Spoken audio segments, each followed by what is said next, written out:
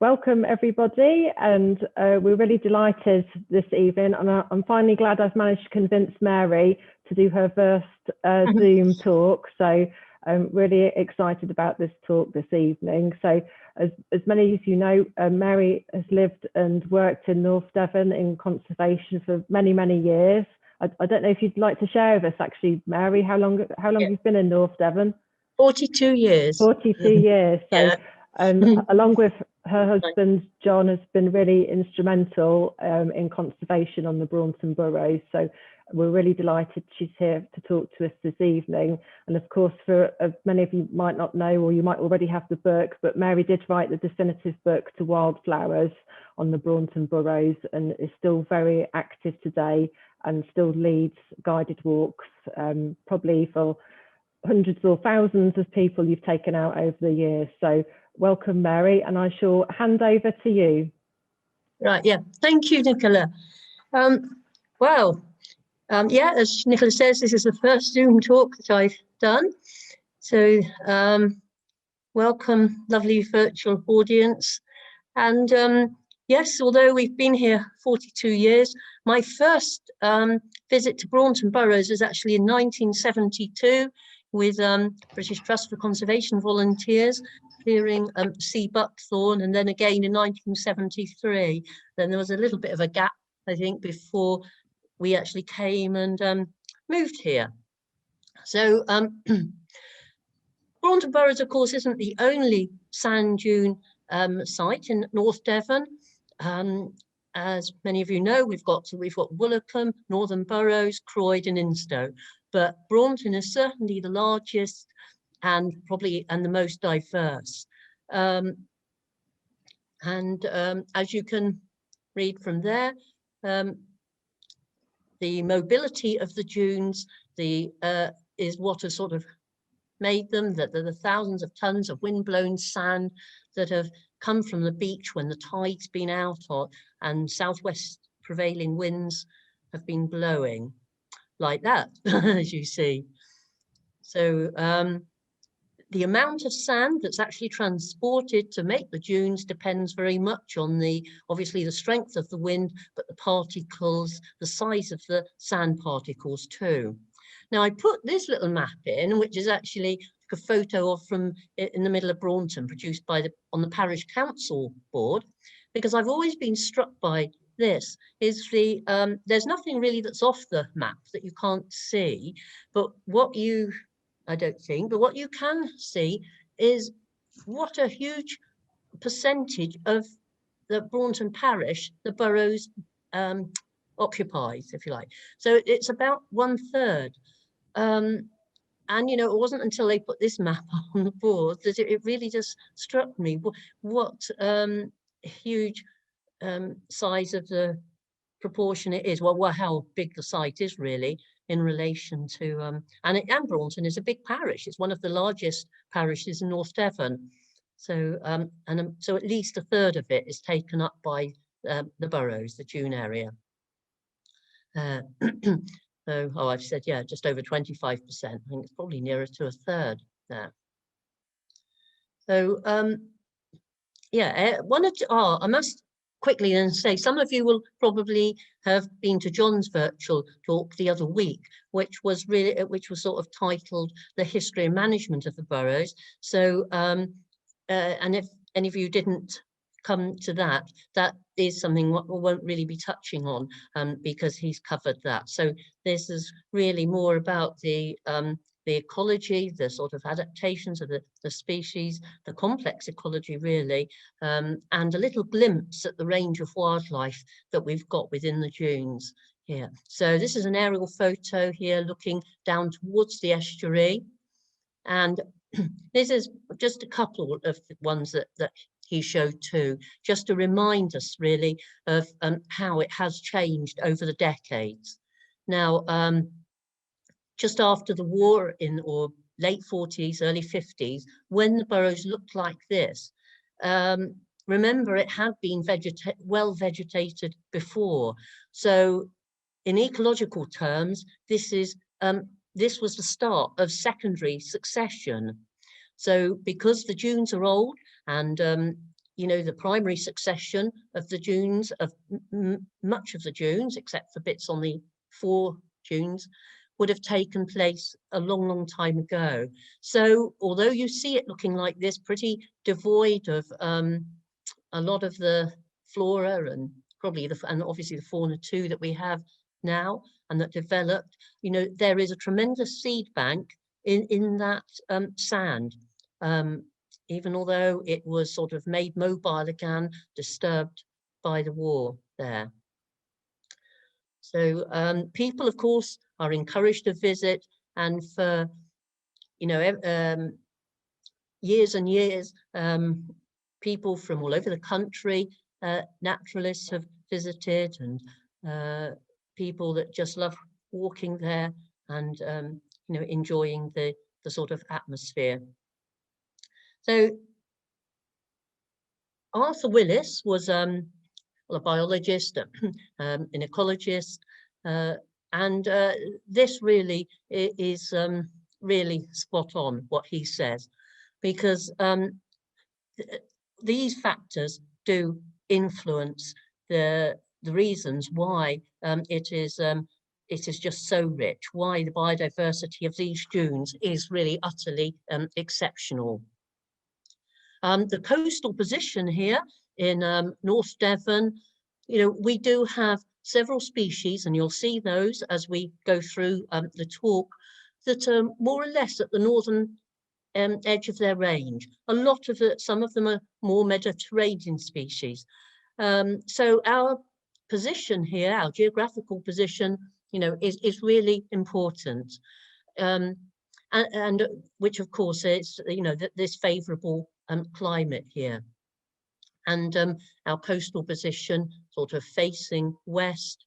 We're not that far from South Wales as well, where there's some excellent dune systems. So I think that there's a bit of interchange with the way that seeds blow, perhaps across the Bristol Channel as well.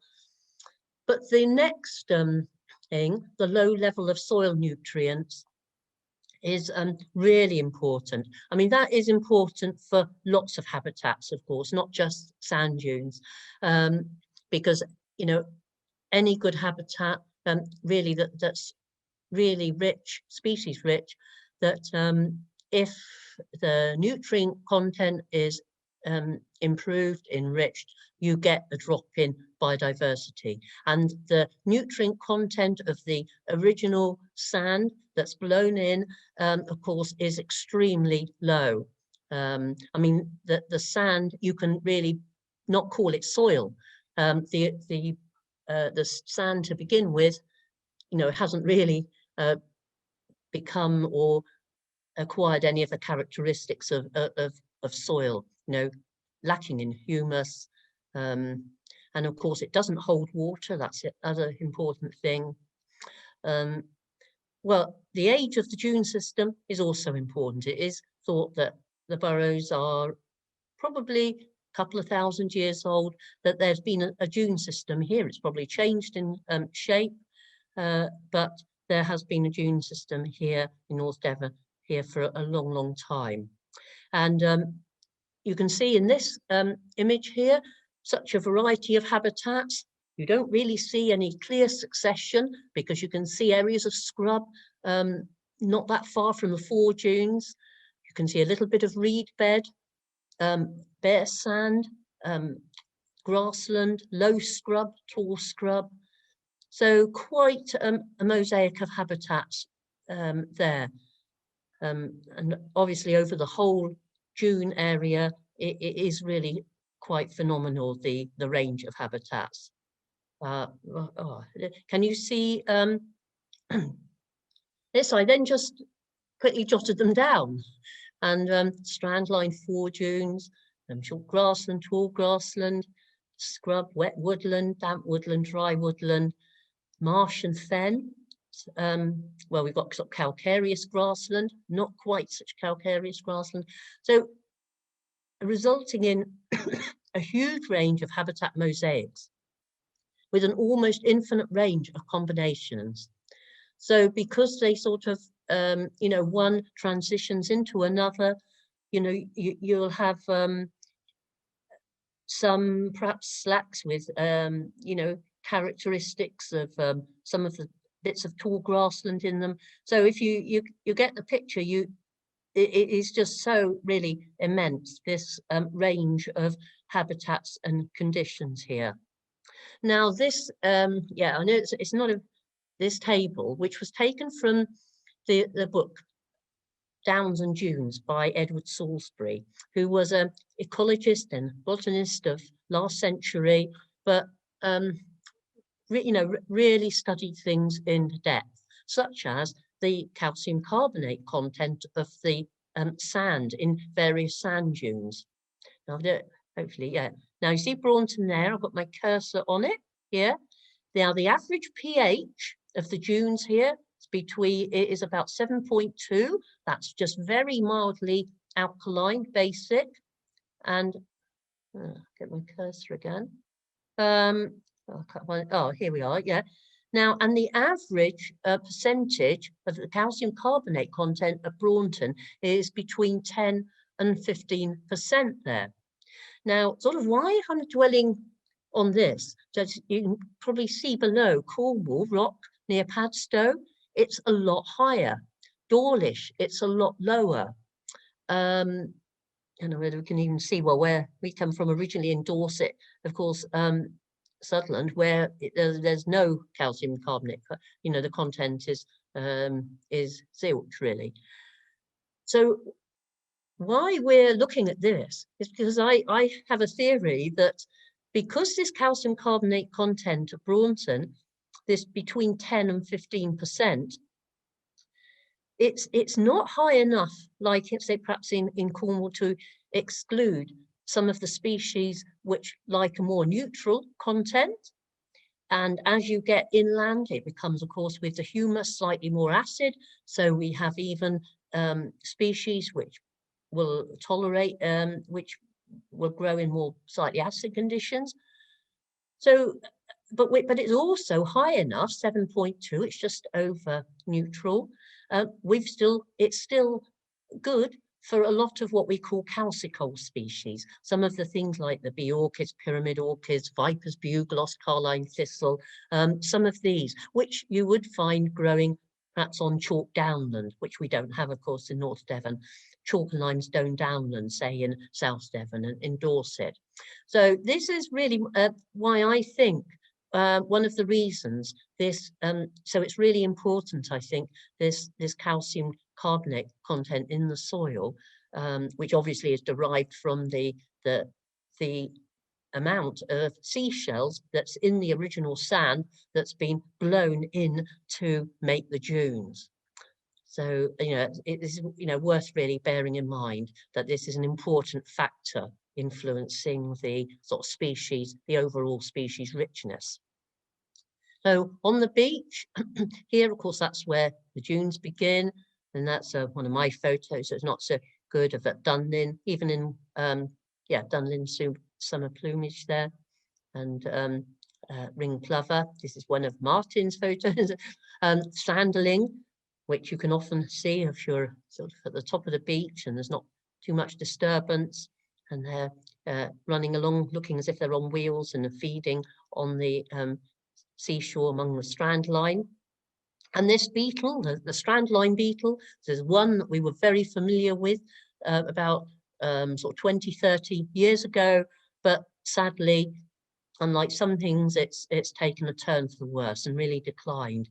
It's also sort of called the driftwood beetle or strandline beetle, and it used to be very common. Some people have said, oh, it's, you know, because people take too much driftwood, there's not enough driftwood there. But we do think this is a species that is being adversely affected by climate change, because in recent years, you know, storms, the storm surges have been far greater. The sea level rise has meant that areas at the top of the beach which weren't covered and could be left undisturbed with the wood have then been disturbed. So I think its habitat has become unstable and therefore that's resulted in its decline. And you know, there isn't room really, because we have this closed or squeeze, which so at the beginning you can see what we really term ecologically as sort of embryo dunes. Now those ones there, those lower ones, aren't really, that's not marram grass, most of that you can see, but it's couch, sand couch, which can actually tolerate a greater amount of salt in the air than actually the marram grass can. So that's the main maker, if you like, of the 4 dunes to begin with. But of course, marram grass is the real true dune builder. And if it wasn't for marram grass, there wouldn't be any tall, big dunes at all. And I'll read to you this little bit by local historian C. Harper in 1907. He wrote this. He wrote a lot about the North Devon coast, fascinating book. And he says, the winds have blown the immense accumulation of shifting sand into fantastic hummocks and weird hollows. And in some sheltered hollows where the wind comes scouring with less insistence, there are nurseries of pretty wild flowers, which, although the unskilled explorer knows it not, are botanical treasures. And he wrote that in 1907. So, you know, people then and for a few hundred years have actually been appreciating the wonderful wildlife and flora on the burrows. That's just the difference between the sand couch and the marram. There you can see couch, quite a different sort of what we call inflorescence, different flower there. And as we said, yes, people have been coming for a long time to see the special flora and fauna too on the burrows. I mean, entomologists were recording rare moths on the burrows in the 19th century.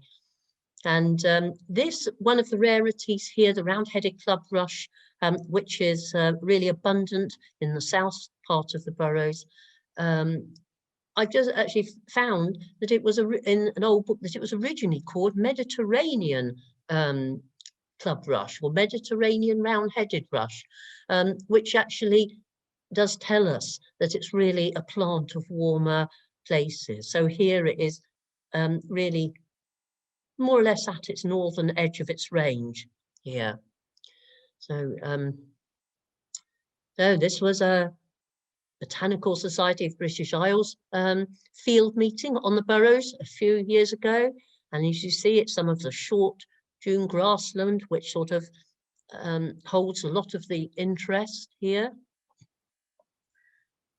And of course, one of the rarest plants, which I'll talk about a little bit more later on, the water germander. This is one of the very few probably endangered special species, and it is a red book species, this one. So, and if it hadn't been for some of the management, which John showed you a couple of weeks ago, it might well be extinct on the burrows now.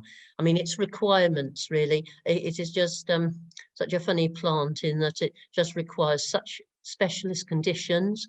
You know, it has to have sort of calcium carbonate rich water. It doesn't like being submerged in the winter, but it doesn't like being dried out. It doesn't like being smothered by taller vegetation. And even when you seem to have ideal conditions, it sometimes still seems to disappear. So Elliston Wright, of course, as some of you know, was actually a local GP in Braunton in the 30s, but he was also very keen naturalist and wrote a little book on the burrows there on his doorstep. The sea stock is another southwestern distribution plant, a really beautiful one. Now this one is doing very well, probably with climate warming, and this is not in any danger. And probably when there was a higher bunny rabbit population, they did nibble some of the new plants. So like a lot of plants on the burrows, it is a biennial. And takes 2 years over its life history. Now, this is a map showing its distribution here. So you can see, there we are, there's Braunton there. See, it occupies 2 squares there, and across there in South Wales. But as far as we know, nowhere else. The red dot up there means an introduced, rather atypical sort of location. But it's on the Gower Peninsula and probably Kenfig Dune, South Wales, and sort of Braunton. Oh, and the R's are silly. You can see it as well. So R's are silly is excellent. But of course, without the fantastic range of flora, you wouldn't have some of these specialized insects. And this is one of the stiletto flies, as it's called. Rob Walton, the fly expert, he actually sort of ID'd this, but he couldn't get it down to the species. Apparently there's 2 species of this Theriva which look very similar. But again, it's uncommon. It's only, you only find it in a few sand dunes. It's a scarce species. You know, it looks quite ordinary. It's not. So this is, I think, Richard Gregory photographing a sea stock there. And there, and surveying it 1 year, doing counts, which also it is important to monitor some of the more special species. And with this one, there was undoubtedly an increase, which is good. Of course, the Burrows has been used by school groups for many decades, mainly A-level groups studying succession. Not easy at all if you have a transect going, because it's, well, the place is so big, but also because it doesn't really have these very clear textbook way of illustrating the succession from the 4 dunes through to what we'd call dune woodland.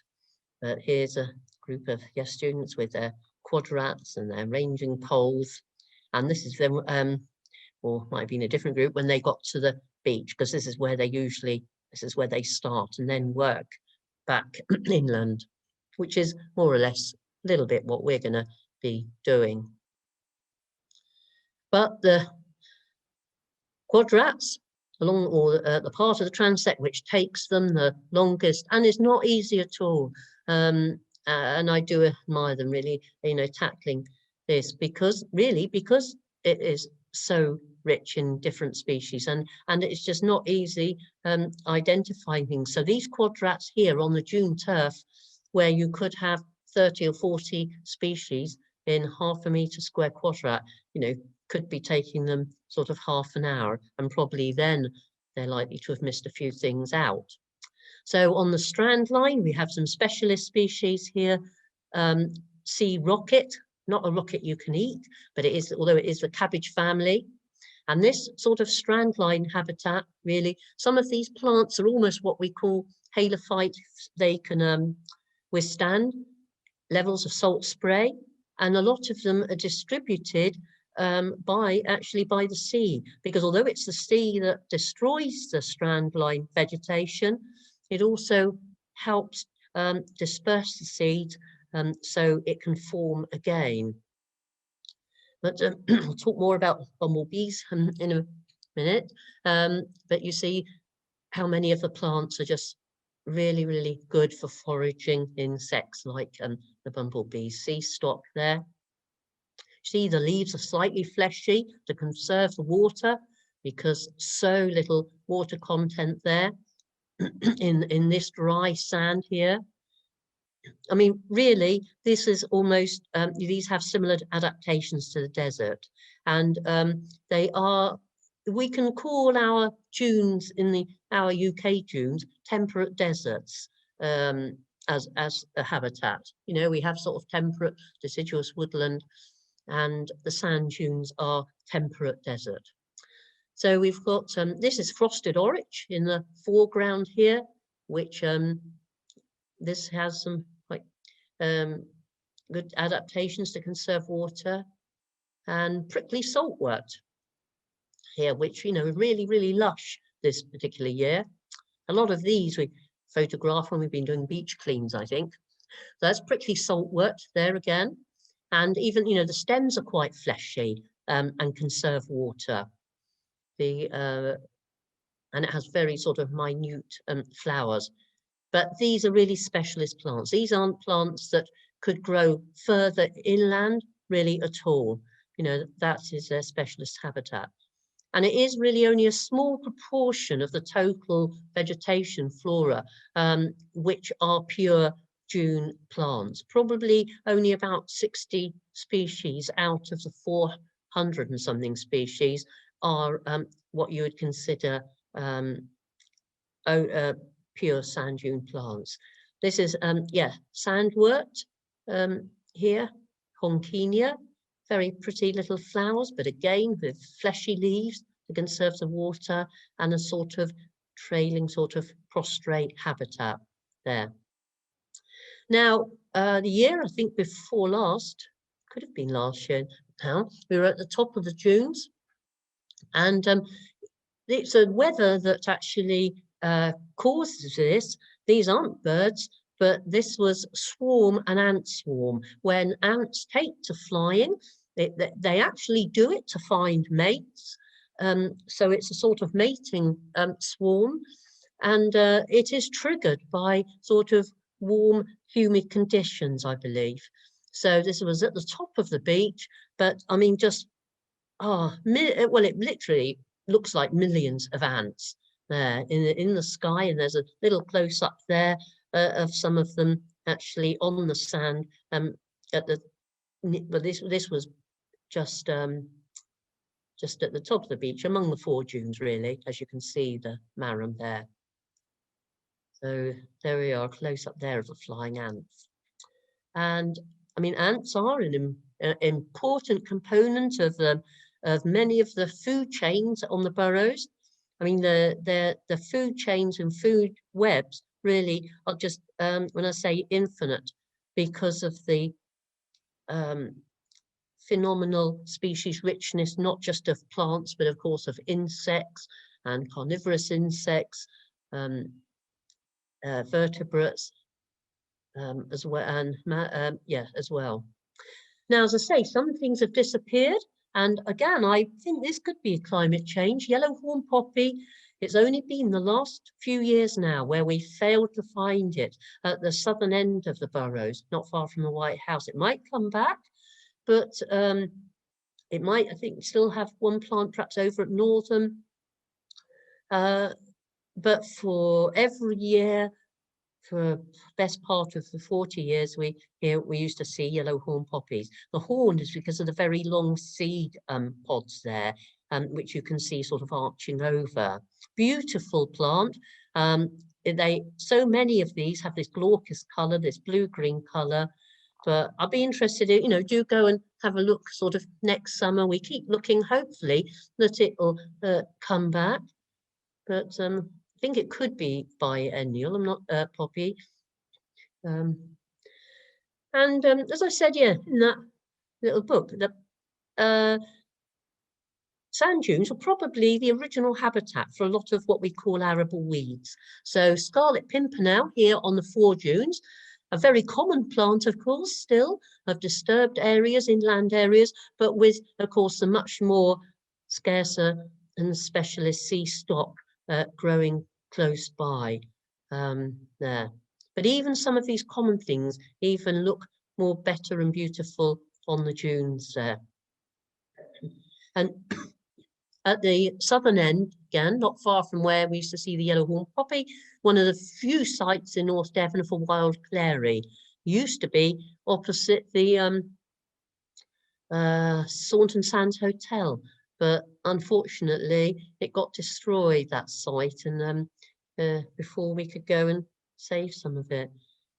But yeah, it's not the meadow clary, this is the wild clary here. And it comes out quite early, so best time to look is sort of about April, May time. And staying down the southern end of the burrows, but again, a coastal thistle, not many coastal thistles that you only find by the coast, but it's what we often call the seaside thistle or the slender thistle, Carduus tenuiflorus it's called. And some years there's a lot of it down there, not far from the that Crow Point car park, the Broadsands car park. So on the Four Dunes, some of the most spectacular plants, one of my favourites is a sea bindweed, much more beautiful than the bindweed that sort of will invade your vegetable patch. There it is there, really beautiful plant. But you know, that will disappear as you go further inland and the stages and the further stages of succession. So there it is again with the little kidney-shaped, fairly fleshy leaves there in the foreground. And growing nearby, the sea spurge, Euphorbia coralis, one of the spurges, but again, this is the sand dune one specialist. So what I mean with this one will really its only habitat is sand dunes, sea spurge. But we discovered this little bug actually when we were out with the bumblebee people a couple of years ago and found that it's a spurge bug. It's one of the true bugs, what we call the true bugs, the Heteroptera, and it's it doesn't have true larvae. It has what we call sort of instars. So the young, it feeds on the euphorbias, sea spurge and Portland spurge, and it actually hibernates at the sort of base of the spurge plants. So that's the spurge bug. I don't know whether you can see the end of the screen where it's got its name, Dicranocephalus agilis, but that's because it can run fast. Sea holly, one of course, again, the most very beautiful of all the Four Dune plants, the sea holly, one of the eryngiums here, and there are people admiring it here, and it has even on the one plant, it has some flowers which are open, some not quite so open, and some which are a long way from being open. So different stages. It's good for things like hummingbird, hawk moths we've seen on it. There it is there, the sea holly. You can see the ones in the back there. That's fully open. That's the nice blue flowers there. So and again, yeah, insects. There's a white-tailed bumblebee here, the Bombus lucorum, I think it's called. White-tailed bumblebee foraging on the sea holly. And you might normally associate this plant with cliffs because it's called rock samphire, and you'll find it around our sea cliffs, quite common, but it's also quite happy in the sand dunes, very much a coastal plant. It's one that's referred to in Shakespeare, in King Lear, I think, because people used to go gather it from the cliffs, but there's plenty of it in the Four Dunes on the burrows of rock samphire, and it is edible. So we've said that, yes, the soil has a very high calcium carbonate content at Braunton. So this means that all sorts of snail species have got lots of calcium carbonate to make their snails. So you'll find a lot more snails there and very few slugs. But of course, they are very prone to desiccation on a hot summer's day, because on a hot summer's day, it really is like a desert. And that's why a film that was made on the burrows years ago was called The English Sahara. But even these empty shells can be a little habitat. And here you've got lichen colonizing the shell, and some of what we call the screw moss, which you'll see a little bit more about that in a minute. And the snails, yes, they're part of a sand dune food chain, food web. So this carrion beetle, I won't pronounce its name, this one actually includes snails as part of its diet. Its larvae probably feed on snails, just like glowworms, the larvae feed on snails. So you know this one, so it's got a lot of food on the burrows, so you can see why this is found there. And tiger beetles, these I think featured on Country File last week when they said how fast these could run. But you know, these are real carnivores, so these will eat probably smaller herbivorous insects on the dunes. But you know, they're really striking, real contrast against the sort of yellowy beige sand. And this actually, you can see it's a sort of Shafer, a bit like the sort of bigger cockchafers, but this is called the Dune Shafer. And these ones mating here, the Dune Shafer. So again, it's more or less restricted to dune habitats. And this is rather cute, really, because you know, well, you'll see the poplar leaf beetles when we get to the slacks in a minute. But this one, sometimes you can just see little tracks. So lots of tracks in sand, and you think, what's made those? Those are a bit funny, you know. Is this a snake? What's made those with those legs? Is it just something with two legs? Then at the end of the track, you see a poplar leaf beetle. So we did have a whole sort of series of these ones when we watched it for a few minutes. And of course, again, because of this high base richness of the soil, the calcium carbonate in it being slightly alkaline, it's great for bee orchids. And it's more base rich, as we call it, in the foredunes, and there's more gaps, if you like, for it to seed. So the bigger populations are actually in the foredunes, but it's a very variable species. It's one that, of course, lots of people like to see on the walks, but you see this one here, that's the same plant as there, but that's a very different flower. And that one, yeah, I did find quite fascinating. It's almost the shape of what we call the sort of wasp orchid. Wasp orchid is another variety of bee orchid, but I think it's just a bit of an aberration, really. So the bee orchids. But this is a recognized variety, this one. See, there's the typical one. This is the same species, but it's called var belgarum, this one, which we first found probably about 15, 16 years ago at Braunton. And there's very sort of distinct populations of it, you know, growing fairly close to the typical one. So, and if you're lucky on the foredunes, you might get a glimpse of the very rare sand lizard, which I think John might mention in his talk. This is a female here, sand lizard. They go, yeah, quite fast. And there's a lovely male. And, you know, they will eat all sorts of things. They will eat actually bumblebees. They will also, and of course, they will also eat spiders, because there's a common lizard here. And there's, yeah, another one. This one here, which is a male, believe it or not. Usually think brown and female. It's a male common lizard.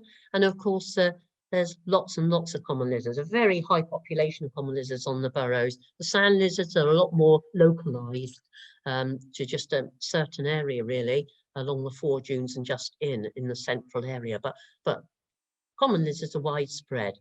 And probably one of the main components of their diet are spiders, because there's a big spider population, because there's lots of food for the spiders.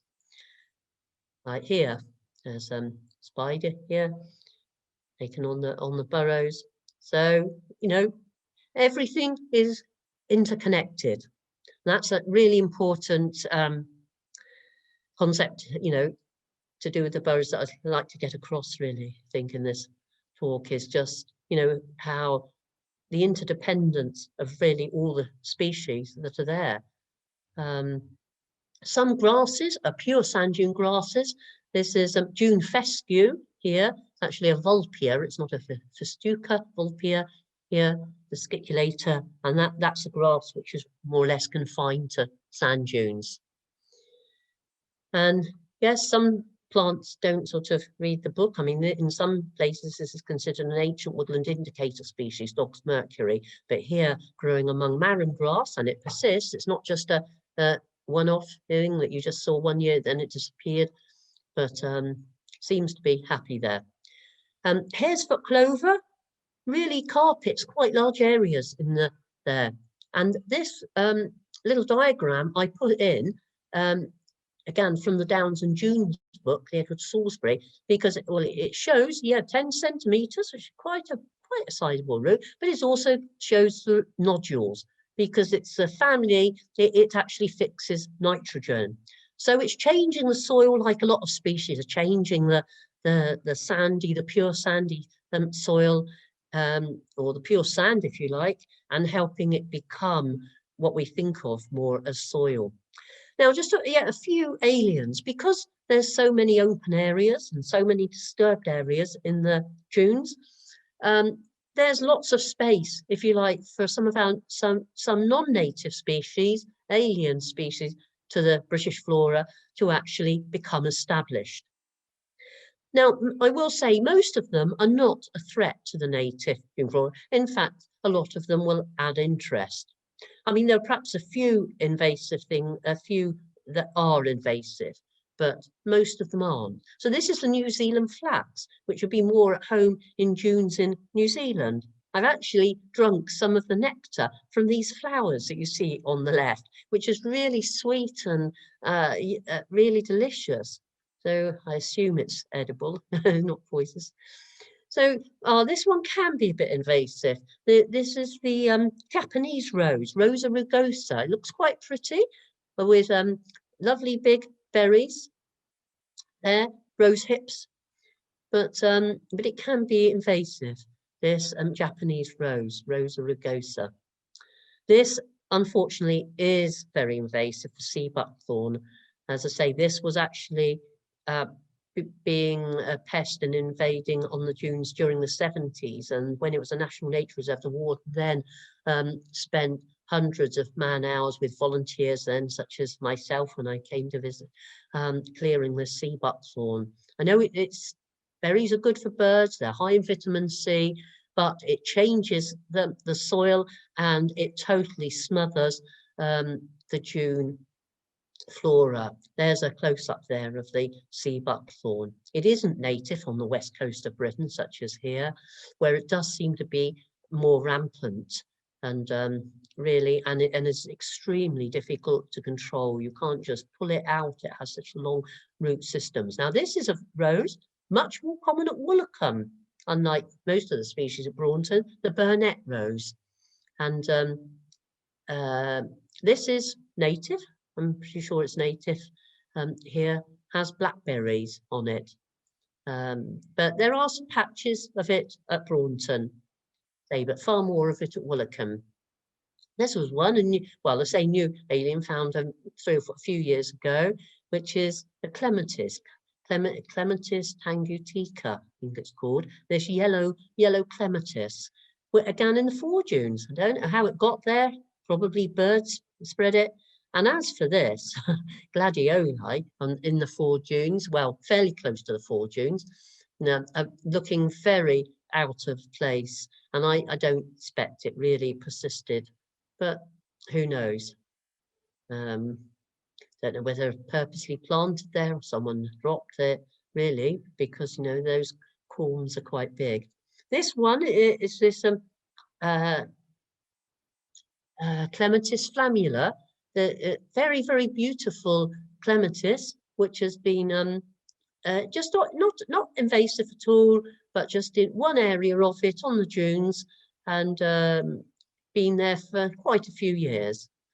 Yes, opium poppies they come and go. They're sort of a bit ephemeral, and they're very characteristic of areas where it's been disturbed and some of the scrub has been cleared and such forth like that. Some of I think the double-headed ones are quite amazing, these opium poppies. Again, how it first got there, no one knows.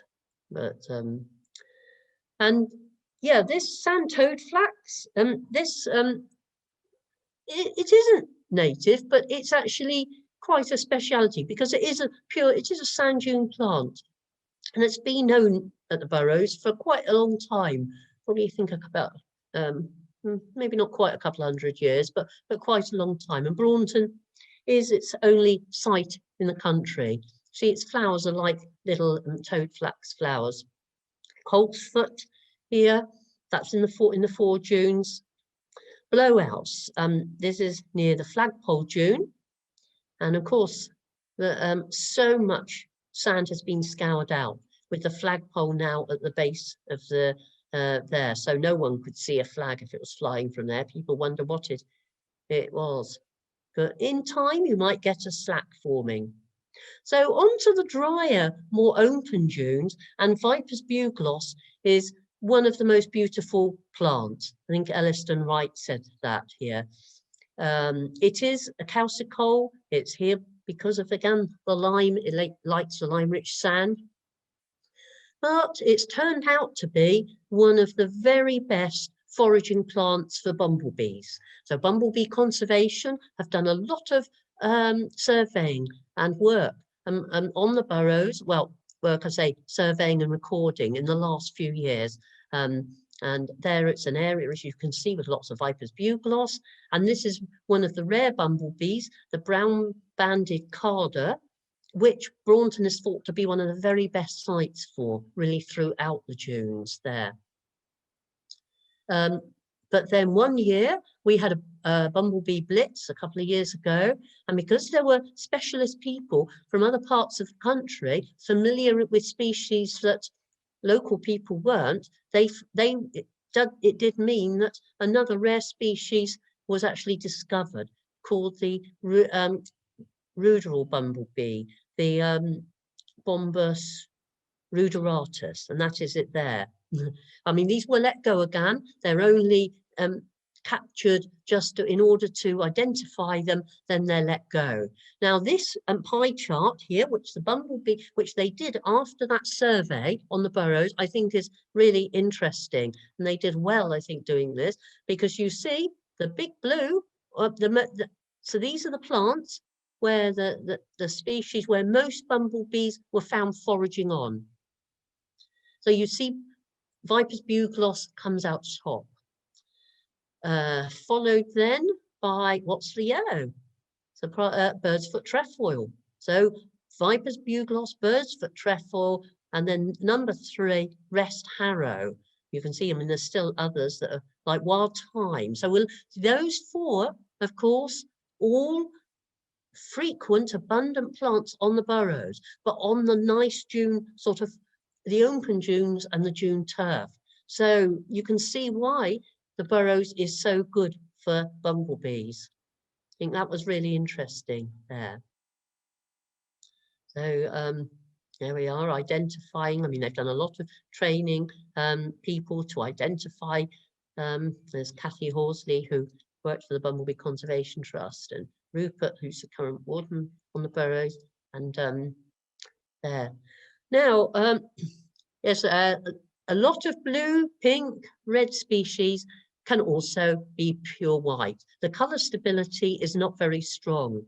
So you'll see I've put quite a few of the white varieties in, a white Viper's bugloss here. And when we were doing the bumblebee survey, we come across this most fantastically beautiful caterpillar and realised that it was the larvae of the painted lady, a migrant butterfly, that one. That's a newly hatched one. So they will breed here, they will come over here in the summer, and if its conditions are right, and this one actually has been eating the Viper's bugloss. So it's a good food plant, we know, for species like the painted lady. Then they actually go back again, like some of our migratory birds. And occasionally we see these clouded yellows, we did last year, and they will also breed here and probably go back, go further south. And they will feed on some of the melilot on the burrows. So again, the burrows will be good for those to breed. And in the open dunes, you often get a lot of Mullin, here with the lovely big furry leaves, and that's a food plant of this Mullin moth caterpillar here. Very striking caterpillar. See, there's various young ones, old ones. And this is a plant which I find quite strange, because I will associate it ecologically with more woodland, even more, I'd go as far as saying acid woodland, which is the wild goldenrod, Solidago virgurea. And there it is, growing very happily and spreading actually in the foredunes. Whether it means that the sand is becoming a little bit more acid, or whether it really doesn't mind and it just requires a low nutrient content. And it's 1 or 2 species like that. Lady's bedstraw. a lovely one of the open dunes, grows a lot with rest harrow, but again, it's an important plant. It's the food plant of this small elephant hawk moth. So without the lady's bed straw, you wouldn't get these beautiful hawk moths. Lady's bed straw there, but it's also the food plant of another hawk moth, the hummingbird hawk moth. And we stumbled across this caterpillar last summer. And it was actually, there was lady's bed straw, as you can see there nearby there. And that's a hummingbird hawk moth. So that's what it will turn into. Lots of woolly bears, woolly bear caterpillars. And they're very, very hairy, as you can see, and hence the name. And one of the few birds, which of course, though, as you probably, many of you know, has sadly declined, is the cuckoo. And that's one of the few species which can, which eats these caterpillars, which manages to eat these caterpillars. So that's why the connection with the cuckoo. And that's what it looks like. That's what the adult, if it hasn't been eaten by a cuckoo as a larvae, and it actually pupates, this is what will hatch out here. So, and the warning, the red wings, if it's disturbed, it will flash these wings, which are the red underneath on its hind wings, which are a sort of warning. That's quite a sort of old worn one. That was found that one last summer on a guided walk. Now, birds in the open dunes, of course, one of the commonest is still the skylark, which you can often hear and perhaps see above you. But they have declined, the population of skylarks, probably because of the degree of disturbance here from dogs, really. The huge number, I mean, that was just phenomenal, but you know, the number of dogs visiting the burrows. I know it's a wonderful place to go for a walk with your dog, but free range dogs do have an adverse effect on ground nesting birds. But I think this is one of Martin's photos of barn owls. They will come over from the marsh, which is probably where they breed in the linneys, and perhaps on summer evenings hunt over the burrows. Yeah, in the open areas, and of course another reptile, there's a male adder and a female adder and a black adder. They do exist, a melanistic adder here. But there's not a big population of adders on burrows, not as much as what people think. Even though there's been a few dogs bitten, you know, that sometimes you go a few years without seeing one. But of course, if a dog goes looking and will disturb one, then they might sort of retaliate. Now, the violas are the sand pansies are beautiful. These are still actually used in herbal medicine today. I mean, people don't come and collect them on the burrows. I think they're specially grown. But this is the Viola tricolor, var curtisii as it's called, this one. But it's very variable. So this is the tricolor here with the 3 colors. But this is another variety. This is still the same species of pansy. But then this one, I think possibly could be a hybrid. It was found in a similar place to some of those others. But I think this, because it shows why I think that is because it shows these sepals here, the sepals are showing, and which it shouldn't do in the Viola curtisii. So this could be a hybrid or with the arvensis, the field pansy. But you see, these lovely pansies all growing actually. Oh, and this is the dog violet, the Heath Dog Violet. Although we don't really have heath habitat, but it's still called the Heath Dog Violet. And without these viola species, we wouldn't get one of the most beautiful butterflies, the dark green fritillary. There we are, it's the green underneath, which gives it its name. There's some there on valerian. So centaury, another plant of the open dunes. Again, I'm showing you a white variant of it as well. Which I think we found last year, and one of the bandage snails. The centaury is actually a member of the gentian family. Portland spurge here, Euphorbia portlandica, another southwestern species. It's really, yeah, southern species. It's not that common in the UK. But this diagram here I put in because from, again, the Down and Dunes book, because look at that root, over 1 metre. This is the root of Portland spurge, and it's over 1 metre long. The plant itself above the ground is not that tall, probably about maybe 20 centimetres, but if you think 110 centimetres, that root. So why obviously for trying to penetrate for the anchorage, but also water. Hound's tongue, this plant is also biennial, flowers quite early in the year, and superb site for several species of evening primrose. The one on the left is the fragrant evening primrose, the one with the red, which we find more at the southern end of the Burrows. It's called Onatera stricta, that one. Oh, another alien here, the Mexican daisy. But again, there's not vast areas of it, and there's lots of plants can grow in between. The same really with the red valerian, and that is quite a good one for foraging insects. But on the June turf here, which is really one of the most important habitats.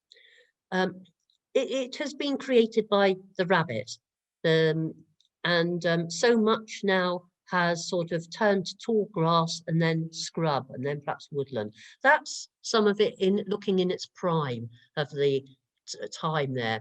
So there's lots of different species. If you were to put a quadrat down there, it wouldn't just be those things that you can see at the moment, probably 20, 30 species. A lot of smaller things would be present as well. And, you know, this, you can see the mosaic here. You can see the dry sort of screw moss, the thyme, and going back to the taller grassland and the scrub, and then the higher dunes. Now this shows the difference, I think, between, well, like the south facing dunes, because again, you get different communities, plant communities on the south facing to what you'd have on the north facing. Obviously it's warmer, things come out earlier, and it's and of course you get different things on the west to what you do on the east. This is, yeah, down the south end where we've got a lot of pebbles nearer the surface. So it's called pebble slack. It's actually a dry slack, but it's very, very good for some quite rare species. So yes, the bunny rabbits have created this by nibbling the tall grasses and the scrub seedlings, so that things like here, this is the latest flowering orchid, the autumn lady's tresses, that this can flower. Last year, we found all these pulled up. Those are the little tubers there of the, quite big really. You can see why it's called orchid, because they're sort of, I suppose, sort of resemble testicles really, these orchids are here. And but almost certainly it wasn't a person doing this vandalism, and almost certainly it was a member of the Corvidae family. That we found this with so many species of orchids that have been pulled up, have eaten the roots and discarded them. So it's really a weird phenomenon, sort of perhaps the equivalent of sort of drug addiction in the bird world maybe. So the thyme, there we are. Even you get white thyme as well. That's a white variant of the thyme. But the thyme, that's an excellent plant for medicinal properties. It's you know, good for the chest, bronchitis, antiviral as well, probably quite topical at this time. One of again the most special features is that we've got species of lichens characteristic of ancient woodland, which are actually properly growing on the ground. And this is quite, they take a long time to grow. So this means that the turf, the rabbit created turf, is quite old, quite ancient. See rabbit dropping at the top there. And this is the sausage lichen, Usnea articulator. Those are the articulations there. And it's actually growing, flourishing there on the ground. You see the sausage bits there. Normally, you would find this perhaps hanging down from, you know, oak trees, ash trees in sort of what we call the Western Atlantic woodlands. And another one, this is called oak moss, but you can't see any oak trees, but it's actually a lichen. So both the names are pretty misleading here. And it's growing on the ground. It's called Evernia prunastri, and it's growing on the here, but normally, again, you would find it in the woodland. But this one is more of a Mediterranean species, not a woodland species, but it is one of the rarities, one of the specialities on the Burrows, called Fulgensia fulgens. I've seen it in south of Spain, near Alicante. This is really, again, at the northern edge of its range. It grows on the warm chalk on the Isle of Wight. It is declining here. Some of the sites have been lost on the Burrows that have got scrubbed over. And this is people from the British Lichen Society here actually doing a survey of it. Now, you can see it's winter time because that's actually a good time to survey for lichens and bryophytes, which mosses and liverworts, because they are still visible in the winter and you haven't got a lot of other vegetation sort of hiding them really. Well, there. And this is some of our local botanists here, Bob, Maxie, Nicola here, also looking at it too, interested in it. Now, many of you have probably seen the magic moss trick. We say it's magic. Children, well, adults as well, like seeing this on the Burrows. Most mosses, of course, are characteristic of damp habitats.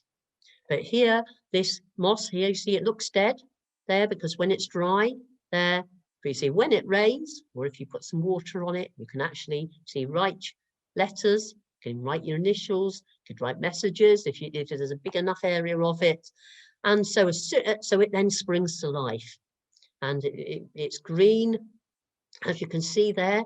So if you saw this, you wouldn't think that was the same species as that, really, would you? So that's the screw moss. It's one of the tortulas. Used to be Tortula ruraliformis. I think it's called Syntrichia. It's changed its name. This is a fungi that's characteristic of the dunes, and it's called the winter storksbill puffball. About the size of rabbit droppings with little holes in. And probably now's a good time to go out and look for them, but more on the south-facing slopes of these. It's called Tulostoma brumalis. This actually photographed, I think, in about 23rd of December, not last year, year before, but it's lost the inside because it's the bird's nest fungi, but it's lost its eggs. But this is on the dune turf, the bird's nest fungi. You will find these perhaps in other grassland habitats, but this is a dune stinkhorn. And this one, Phallus hadriani, it's called, and this one is only found on sand dunes. And then a very interesting fungi, which we came across once, and why it's called the Caterpillar Club, because it actually grows through the pupae of a moth, and that's what the fungi is actually parasitizing. So it's actually a parasitic fungi, and it's called Cordyceps militaris. Quite interesting. Until I saw this one, I hadn't really come across it, known of it. Quite uncommon fern. Doesn't look like a fern, does it? Doesn't look like bracken or mouth fern, but it's moonwort. Batricium, actually I think I spelled that one wrong, lunaria, moonwort. And that's the little spores you can see on it there. And there's some sand sedge there. This is the blue fleabane. It's not very blue, but its the seed heads are more striking. Again, characteristic of the dune turf. But another one, which is here because of this calcium carbonate content, is the Carline Thistle. It's really one of the few flowers that's literally gold in colour, and they will persist through the winter time, these lovely gold colour flowers. So you won't find this really sort of on acid grassland that's a calcicole. So the butterflies, I mean, about 33 different species of butterflies. Well, that's more than half found in the UK have been recorded in the burrows in years gone by. There's this one feeds on storkbill, the brown argus, and actually I think I probably want to go through these fairly quickly because yeah, time's getting on. But you see there's and this is just a really small glimpse of what we've got here. One of the few lowland saxifrages, rue leaf saxifrage, comes out early in the spring, and that carpets areas of the dune turf, along with this little early forget-me-not, very tiny, really hands and knees need to get down to look at it. And the eyebright, a few species of eyebright, but the main one is called this tetraquetra because the flowers are sort of positioned in an almost a sort of square shape on the top, the eyebright. It's a hemiparasite. It actually does, it's a partial parasite on some of the grasses. The lovely yellow stonecrop, which is used on green roofs now on sort of eco-friendly buildings, very well adapted to the dry dunes here. And this again shows the long roots, so that's thyme on the left. So, oh yeah, thyme, which is a small plant. You can see the one on the left. The one on the right is one of the dandelion families, the common catsia. But you look at the length of those roots, nearly 60 centimeters for thyme, and yet it's probably only about 3 or 4 centimeters above the ground. So to really tap the moisture. Bird's foot trefoil, very important plant. Yes, it is a nitrogen fixer, so it is changing the sand, but it's such a good food plant for so many insects.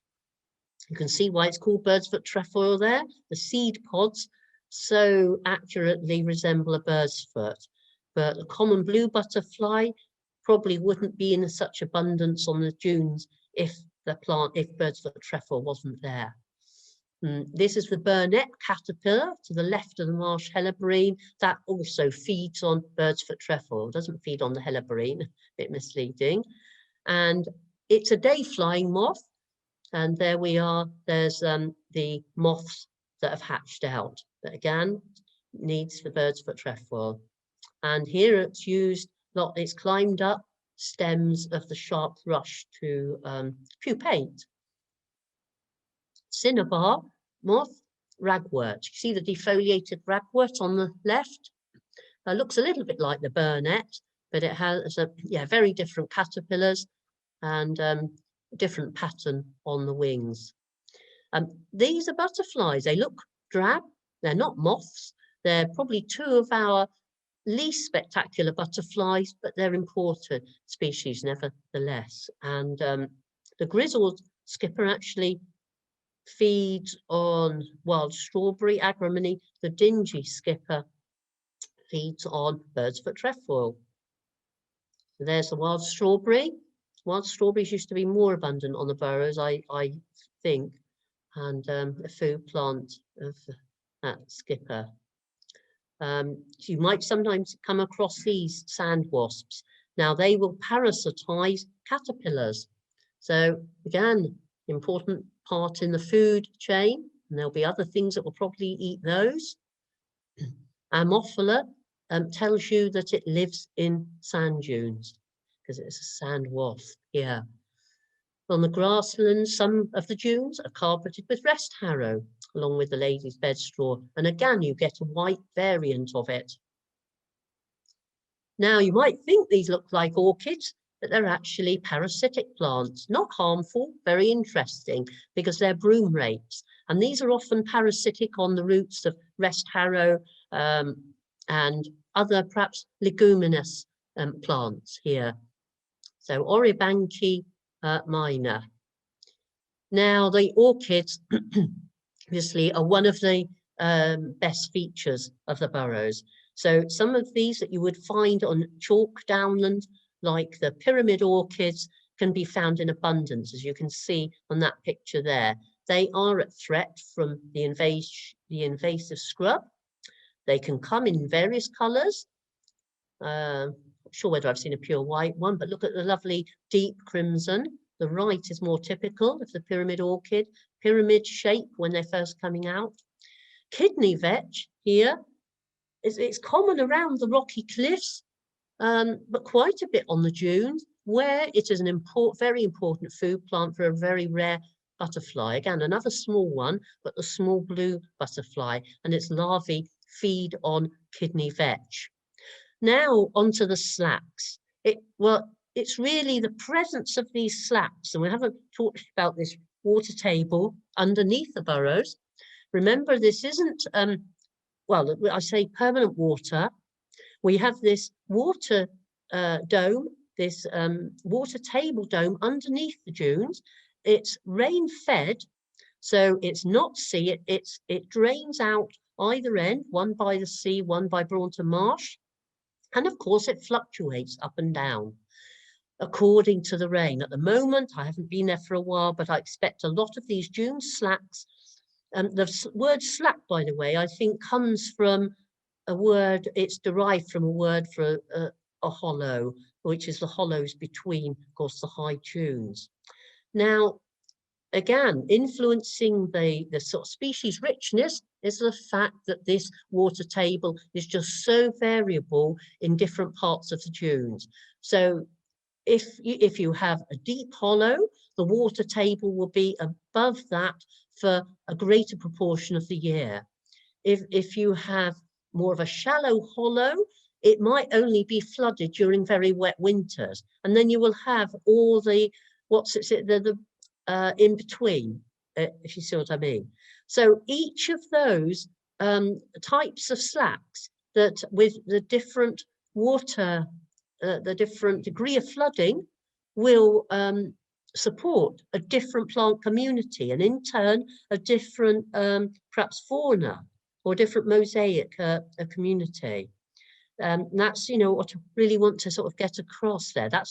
This is a slack here near the southern part of the Burrow, a DA botany group there, where we had some of the some of the more specialist dune species exploring a dune slack. Again, you need to get down on your hands and knees really to look at some of the more interesting species. And this was a few years ago. We had a very, very cold June. It was wet and cold, as you see by by that photo. But you see lots of marsh orchids, and I think that's what they're looking at and photographing.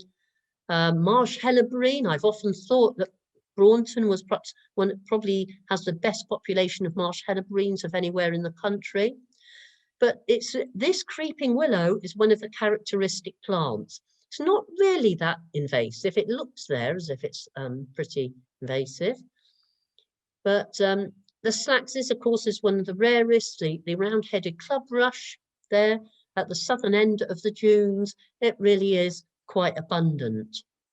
And that's the seeds, the seed heads, which come to fruit at the end of the summer, more sort of August time. It's the best time to see it. And so he said this water germander, one of the red data book species, needs such specialist conditions. Some of those have been artificially created for it. If it wasn't for dune slacks there, it wouldn't exist at all. But Braunton, apart from it just hanging on with being just one or two plants that I don't think are flowering at Northam, there is no other dune site in the UK where this is found at all. It's really a fen plant. There's one place in the Cambridgeshire Fens, but there has this big purple lip here. I mean, the native plant this is actually related to is wood sage, Tucreum scorodonia. This is Tucreum scordium. Gentians. Now, these have changed a little bit, the nomenclature, the names of these in the last few years, because it was thought they were separate species. The autumn fellwort, there's a real abundance of that. But the June gentian, the one on the left now, they've actually been sort of, lumped together, but become subspecies, actually, they have. But the way that you can tell them is that if you look at one of the reasons, anyway, is this calyx. You see how you call it different heights of the sepals? That's low, that's height. Whereas in the amarella there, the sepals are more equal, that's the word I was looking for, unequal they are in that one. Now this is a dry slack where a lot of the dry species have moved in, you see. So again, you'll have different species from that, but it's, so you'll probably have a mixture. But then if you had a very, very wet year, that will change the species composition, because why are the slacks so different? What is it that, so there's a lot of species, so certainly the dry dune species, they would be, well, suffocated, if you like, if they were flooded, if they were submerged. So traditionally, a lot of these slacks dried out in the summer, and they were just sort of nicely damp, so they could support the early marsh orchid. That deep red one is one of the specialities, because that is the June variety of the early marsh orchid. It's called Varcoccinia because of that lovely colour. And the tall ones, of course, are the southern marsh orchids, which are a lot more common. There we are there, but this area has changed since this photo. Not quite so orchid rich as it used to be. This is more of a meadow area here, a drier slack, which actually used to be mown, hence the hay rattle in the background. Now you see again a very different mosaic of species, plant community there, almost resembling more of a rich hay meadow, and probably regards pH, probably more neutral, more like a neutral meadow. And the photo on the right put in because it shows the three species. The early marsh is going over, but it's got hellebrine, and they were found together, growing together like that. There we are, there's a white one, a white southern marsh orchid. Looks so different, doesn't it, to a very tall southern marsh orchid on there. They can be so variable, and they do hybridize with common spotted. This looks as if corvids have been at work again, pulling them up. There they are, there's the culprits there. Really, really strange piece of animal behavior that. This is a hybrid, and you can tell that because the lips of the orchid are more indented here, and because of the spots there, they're common spotted, nearly always spotted, southern marsh sometimes, but not always. But you see they have this deep indentation of the lip there. Twayblades, a green flowered orchid, bit of an aberration of one on the left. And lots of marsh hellebrines.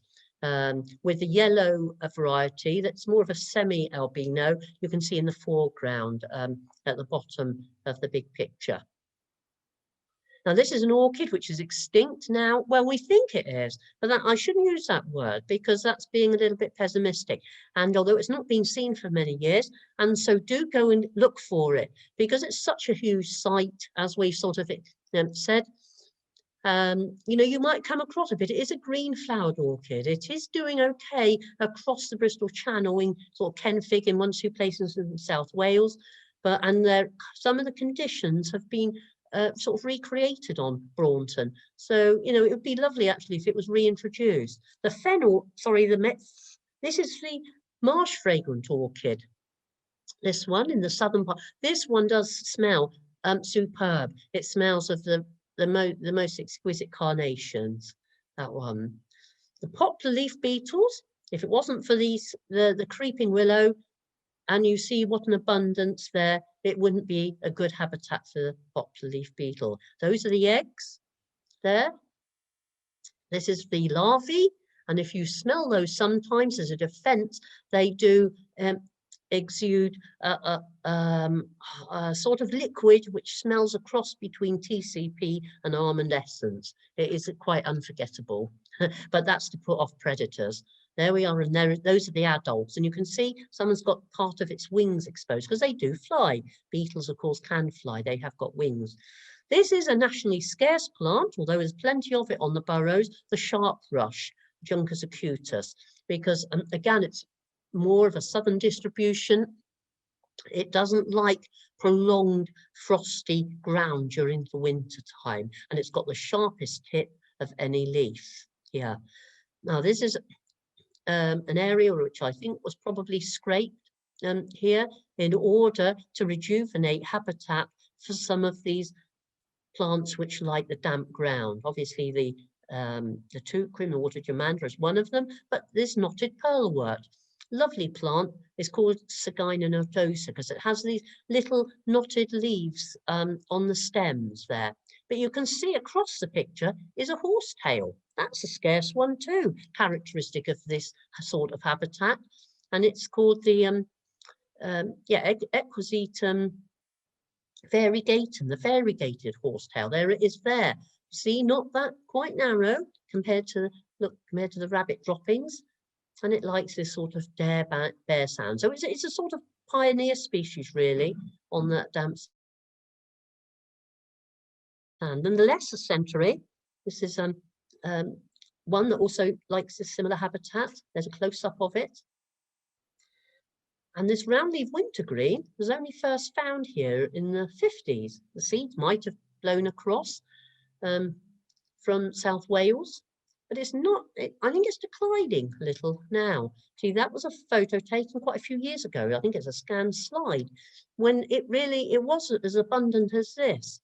And an ecologist, biologist then, who died now, John Hope Simpson, thought it did have a relationship with the creeping willow, and he did some scientific investigation on that. Flooded area here, south of the Sandy Lane car park, so quite inland on the Burrows there. And yeah, when it's very dry, it can be dominated by this plant. Well, it's one, that's the close-up of it when it's flowering. That's it when it's in seed. And it's, of course, it's Pimpernel family, I think, Simolus valerandi. It's called brookweed, which I've never liked, but the old books call it white pimpernel, which is much nicer.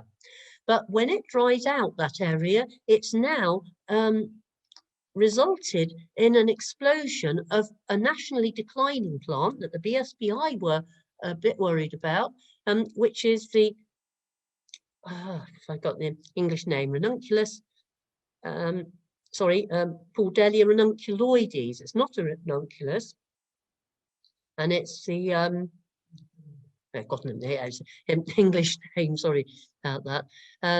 But it's that excavation. It's doing really well. That's the seeds there.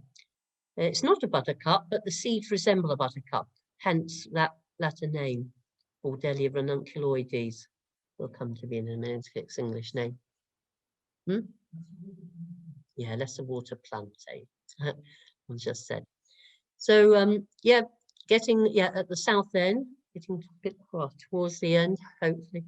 This is an area that was excavated where we've got carpeted with bog pimpernel here. Little quote again from Elliston Wright. Amazing plant, the bog pimpernel. This is one of the few which seems to be happy in these calcareous dunes, slacks, but also you'll find it in bogs up on Exmoor and Dartmoor. So it likes a low nutrient content, doesn't like to be invaded by other species, but it doesn't seem to mind whether it's acid or alkaline too much. Quite interesting, but see, very, very beautiful. That's the same place in a winter time when it's quite flooded, the same slack. And this is it here with the orchids all growing around the edge in summertime when the water table has dropped somewhat. And when we were there, I've put this in because this was discovered only last year, and it's quite a rare soldier fly. It's one record of it on Horsey, and that's recently. And this is I think it's an insect of more brackish places. So it's only 2 records, I think, in Devon, and this was quite good to find this last year. Fairy flax here, which you sometimes find in the slacks. Water mint, very common in late summer and a good plant for insects. Smells lovely. Again, another new species. Dropwort, looks like meadowsweet because it's the same genus, but the leaves are quite different. Filipendula vulgaris, this one. Vulgaris, but it's not common, as vulgaris might imply in North Devon. Now, skullcap. This is, the common skullcap is in a bit of an atypical habitat. I often think of it more as a sort of fen plant, but here it's more of a disturbed area on the dunes with bramble. A very rare snail, the sand bowl amber snail here in the dune slacks. And this is the British Bryological Society, where they came to North Devon for a whole week a couple of years ago. And one of the special species that they were delighted to find, you see this, well, this was in springtime, it's quite cold spring too, was this very tiny liverwort. You can see by the grains of sand, looks like miniature lettuces, but it's a rare liverwort. And it's really only identifiable and noticeable in springtime, and then you need a good hand lens and you need to be down on your hands and knees, really. So that's a rare liverwort. And the fern, adder's tongue, which is in more of the well-established slacks on the Burrows. And this is another rather uncommon fern. And fungi. We think of fungi as autumn, but this one you need to look in April, May time, the morel fungi. It's edible, but it does often have sand trapped in it. But in France, they would be very keen on gathering these and eating them or drying them and selling them for quite a lot of money. A sedge which has responded to the water table by growing in rather a tussocky fashion. Another recent discovery, but it's probably because some of the inland part of the Burrows has become almost fen-like, and it really does resemble fen habitat. And this looks like the inflorescence of the sand sedge, but it's a different species, the brown sedge, Charac Lichens. This is a brackish species, so again you can see, we get things that like salty air, brackish species as well, growing happily in the slacks. This belongs to the gentian family, the yellow wort. Again, you find it more in calcareous places. So this incredible mixture of species. Strawberry-headed clover. Now, when it's not in fruit, it looks like ordinary white clover. But look at these inflated seeds. Creeping, silverweed, creeping on the sand. Quite a common species, but it's rose family. I like this because it shows so many different species here. This, which one we haven't mentioned, here the yellow bartsia, that's a southwest plant, which has declined, I think, quite a bit. The yellow wort, which we said is a gentian family, scarlet pimpernel, probably bog pimpernel down there.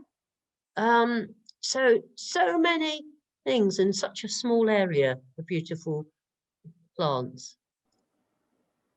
Hi, Mary. Yes. Sorry to interrupt you. Just to let you know, it's 9 o'clock now. Okay. So we'll leave some time for questions. All right. All right. Brilliant. Thank you. All right. I'm not sure how many more of these. Anyway, well, we'll go quick. We'll go from the slacks. Pond dipping to the ponds. There's a few ponds, they're not natural. I'll emphasize that they have been created. The reason they're not natural is because when the wind scours out to the water table, it obviously can't scour out wet sand, you see. So these have been, in order for ponds to be there that hold water all year round, they have to be artificially dug below the water table. But lovely for educational activities and to discover creatures that require water all year round. Water scorpion, water stick insect. Some of these I weren't familiar with until we had pond dipping activities. Dragonflies, of course, which need the broad-bodied libellula here. This is a female, and Sympatrum Dragonfly. Sometimes you see the nymphs, and it's the nymphs which need the water. Yeah, what are they looking at there? A leech even. That's a big leech. I think it was a big horse leech. I think, not too sure what they feed on. But newts, of course, And we've surveyed all 3 species of newts are found on the burrows. This is a palmate and great crested. We get smooth newts as well. That's you can't see that because it's dark and we're out doing surveying newts. So there we are there. That's a great crested newt. You know, quite an important species. Another a male great crested there with its crest. And I found this, I think, last year in a pond snail. It's probably a little baby smooth newt. So I've called it a hermit newt because you get on the seashore, you get crabs and you get in snails. So this newt, I've called it a hermit newt. Tadpoles, of course, in the ponds with, you know, plenty of frogs. This frog was actually found next to a daisy. People looking at the amphibians. And reptiles as well. We've got this, of course, you've seen the adders, but the grass snakes like the water. They're not poisonous at all, and they will feed on newts. So you've got to, you know, the different food chains, different food webs in the wetter areas. A stonewort, I won't go into those now, but different species of stoneworts. They're a more primitive plant in the ponds. Invasive, these certainly were, but because we have frost in the winter, this is the water hyacinth. Don't know how they got there, whether people transported them from their garden pond, but fortunately they didn't persist because they're extremely invasive, but they will get cold, they will get killed off in the winter time. When the June grassland gets taller and taller, but that did mean the marble white butterfly was happy, because when the June turf was too short, you know, this butterfly wasn't, it wasn't a good habitat for it. That's the underside of the marble white. And this is a meadow brown, and I don't know whether you can see what it's eating, a crab spider, one of the few spiders which don't make webs. So it camouflages against the flower. It's like a chameleon, and it can change colour, feeding on a meadow brown butterfly on the dunes. Get there again, a part of another food web. Great green bush cricket, and if you see these flying on a warm day, be forgiven for thinking you were in quite a warm Mediterranean country. Our largest British bush crickets, they're more coastal. Find them a little bit inland, but not very far from the coast. Well, we've talked about Mullin. I think you've seen that one. This area has changed a lot, unfortunately, and has scrubbed over. This is what it used to be like when it was mowed, almost a sort of meadow. Then it became like this, more of a marsh habitat with all the meadowsweet and melilot. We've already said melilot was a good food plant for certain animals. Purple loosestrife and melilot. Fox moth. Fox moth, there's the caterpillars, and you'll often see these. The young, those are the same species, but the young ones look quite different. The small one at the top, on the top right. And an oak egger, adult. And you'll often see these lackey moths. So when it becomes scrubby, you know, yes, we've lost a lot of the species of the open dunes, but there are others that do need bushes, like hawthorn, these lackey moth caterpillars. Soapwort, yes, you can make soap from this plant. It isn't a native. And this is one of the taller June grassland. This one's related to salsify. You can actually eat the roots, called Jack Go to Bed at Noon. And a lovely variant of ordinary common yarrow. And last year, I think it was last year, we found this little caterpillar on it, and it's called the line speck pug caterpillar. And and of course, in taller grassland, good shelter for things like slowworms, which of course is a legless lizard. Privet, and this roast beef plant, wild iris, that grows more among the scrub. If you clear the scrub, sometimes it's good for things like this ajuga, or what's the English name? Not South Hill, bugle, for bugle. Even cowslips, but I think this area's got a bit grown in now, cowslips. Now privet, it might look pretty when it's in flower. I know it is incredibly invasive, but it is the food plant of a hawk moth, a privet hawk moth. You can see the caterpillar on the left and the adult there. So a little bit of it's okay, you know. This one we found last year, this most beautiful hawk moth caterpillar. And this, we found was the caterpillar of the eyed hawk moth.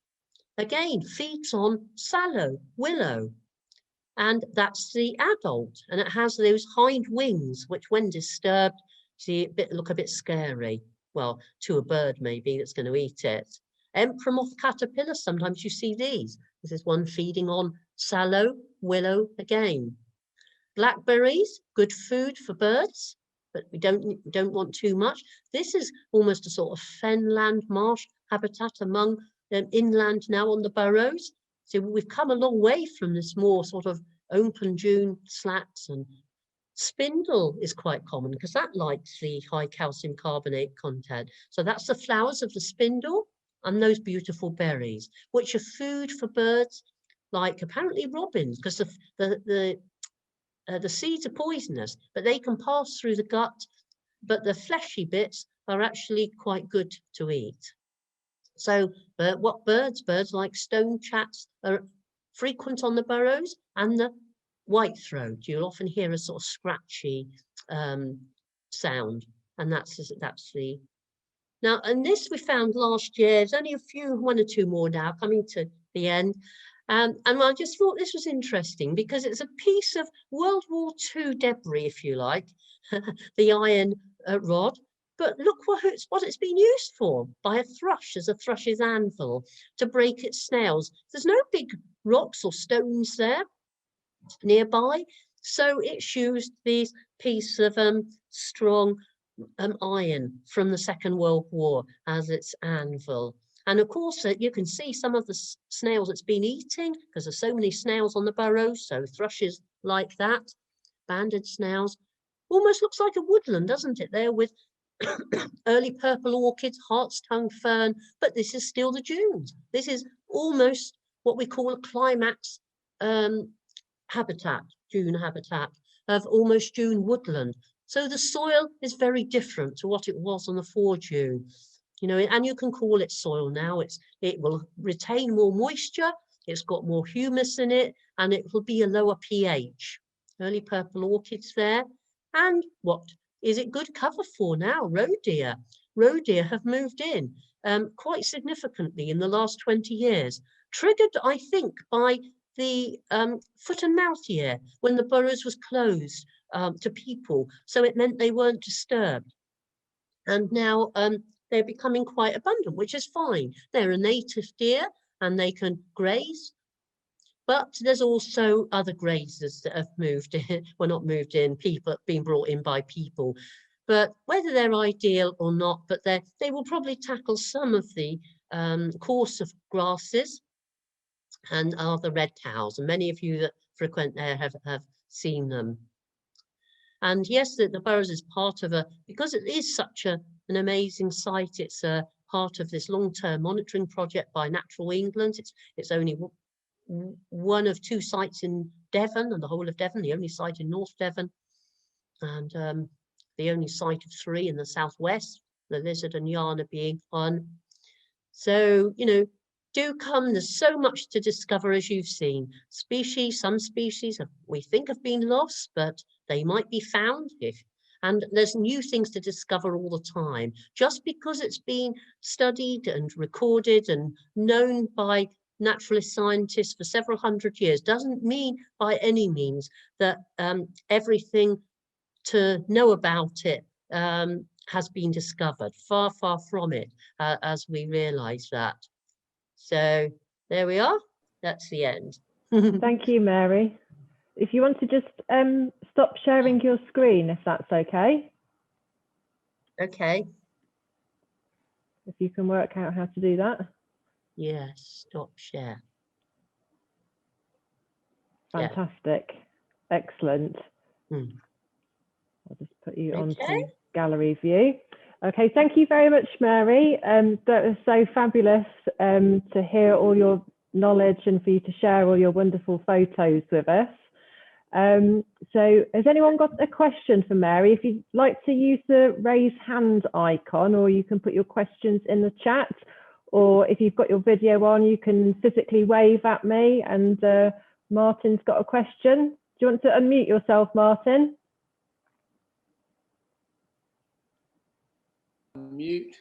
Okay, Okay. hi Mary. That was really excellent, fantastic Thank range you. of pictures. I just wondered, those pictures you showed early on of the plant on the fore dune, like the sea rocket, and some of the other plants. How will they have been affected by the massive high tides that we've seen scouring away the base of the dune to form a sort of cliff in some places? Does that worry you, or is that just natural processes going on?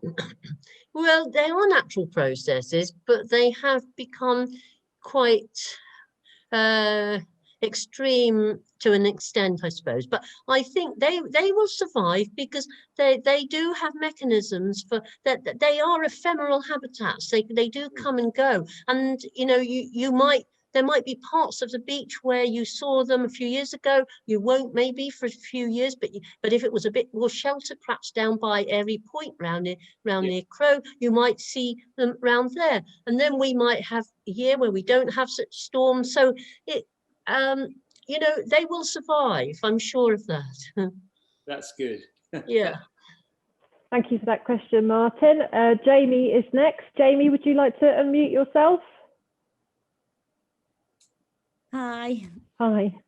Hi, thank you for the talk. It was really interesting. I've been studying tropical ecosystems, and when you see what we've got at home, it's quite astounding. We've got so much. So I'm doing my MSc in conservation and biodiversity, and I'm hoping to do my research project on the dunes next summer. Oh, wow. So looking forward to getting there. And I hope one of the things I want to look at is the difference in maybe botanical diversity between areas that are grazed and ungrazed. I just wondered, have you noticed any differences? Because I know the rabbits do a lot of grazing, so there you can't fence those in like you can with the cows. I wondered if you'd noticed any kind of differences. Well, yes, the cows, though, are moved. The area, I didn't say, the dune area is divided into 3 big zones. The sort of the north, which is zone 1, zone 2, the central zone, zone 3, the south. And there's a bit which hasn't been, that's all fenced. So there are areas outside of that fence. Most of it is within the fence, so they might be grazing at the moment, maybe zone 1, or and then they'll move them into zone 2. But there are areas, say on the fore dunes, where you go over the ladder stiles, and in the inland bits nearer the car park, which are excluded from those grazed areas. The inland bits that excluded have actually really gone pretty rank and to scrub. But the areas over the fore dune are quite interesting. You can see perhaps a bit of a difference. But yeah, because what we didn't, and of course, that if the cows are there during the orchid flower, there are some species of plants which the cows do really love to eat. Viper's bugloss is one, and and orchids, of course, are another. So ideally, the cows should all be perhaps up in, say, zone 1, where they can really hammer. I forgot what I think what they call it, mob grazing, maybe during those prime weeks in the summer, and then so the zone 2, zone 3, you know. So that's why last year, in fact, things were flowered a lot better in zone 3, because the cows seem to be left in zone 1 and zone 2 during those critical summer months. Yeah, I've noticed that before on a meadow where I used to live, and I think they like their fragrant orchids. They probably taste nice, don't they? They do. They really home in on the orchid, and you can just see where they've been bitten off. And you know, in time, that's got to have an impact on the populations, because they're not going to be able to seed that. So yeah. Thank you for that question, Jamie. That was a great question. Next question is from David, and he asks, what is the population size and genetic diversity of the round-headed club rush? The population size? Yes, and the genetic diversity. Oh, well, it is really abundant in the southern part of the dunes, as I'm sure David's I know come up a few times, but I don't think it sets seed here. Seeds have been sent to the Millennium Seed Bank. I mean, it is doing very well in the southern part. I think our climate's now really good for it, but it doesn't spread north. I mean, we only really know of about one clump. But the cow, it is actually another species which the cows do graze. Fortunately, there's so much of it that they don't make a damaging impact in the south. But there was only 1 or 2 plants of it in the centre area, and there's none of it in zone 1. But you know, so it's not like it's something that can be spread by seed. I think it does spread veg. Happy to talk to him more in detail about it. Okay, anyone Lovely. else? Thank you, Mary. Has anyone else got a question? Otherwise, we'll leave it there. Well, thank you everybody for joining us this evening. I hope you can join us for some more of our talks. Next week, we'll be joined by Martin Batt, who's a local wildlife photographer, and he'll be talking about the wildlife and conservation of Horsey Island. So thank you very much for joining us tonight. And finally, please join me in giving a big round of applause to Mary, who's done a fantastic talk and on her first effort at Zoom. So well done, Mary. Thank you. I hope to see you next week, everybody. Yeah, thank you for coming. Nice to see everyone. Nice to see you all. Bye. Bye.